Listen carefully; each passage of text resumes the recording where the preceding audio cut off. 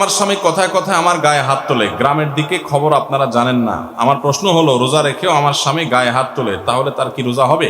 যদি স্ত্রীর প্রতি জুলুম করে, নির্যাতন করে, শারীরিকভাবে তাকে লাঞ্ছিত করে, তুচ্ছ করে, তাহলে সন্দেহাতীতভাবে সেই স্বামী অপরাধী, সেই স্বামী গুনাহগার।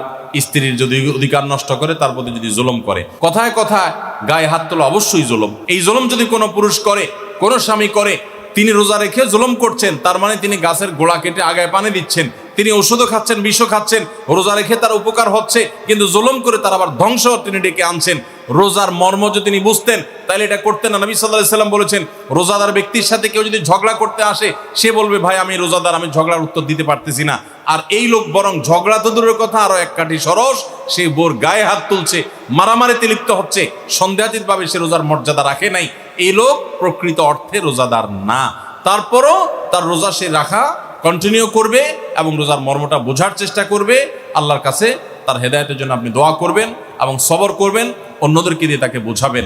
আমরা অনেক পুরুষ আছি এখনো স্ত্রীদের প্রতি জুলুম করি। আজকাল অবশ্য কিছুটা পাল্টে গেছে পরিবেশ, অনেক মহিলা আছে তলে তলে পুরুষদেরকে নির্যাতন করে। এই ঠিক ঠিক আওয়াজটা সবসময় এই জায়গায় জোরে শুনি, সব জায়গায় আমি। এর মানে হলো ঘরে ঘরে এটা চলতেছে। আপনারা সবাই কি এই এই এই এই এই সমস্যা পড়ছেন? সবাই? যে পরিমাণ আওয়াজ হচ্ছে তাতে আসলে নারী অধিকার নিয়ে বহুত কিছু হয়েছে আমার দেশে, নতুন করে পুরুষ অধিকার নিয়ে ভাবতে হবে বোধহয় আমাদেরকে। অনেক মহিলা আছেন যারা পর্দা করেন, নামাজ পড়েন, আসলেও ভালো মানুষ অনেক দিক থেকে, কিন্তু স্বামীর সাথে চরম বেয়াদবি করেন। মুখে মুখে তর্ক ছাড়া কোনো কথা নাই, বেয়াদবি ছাড়া কোনো কথা নাই।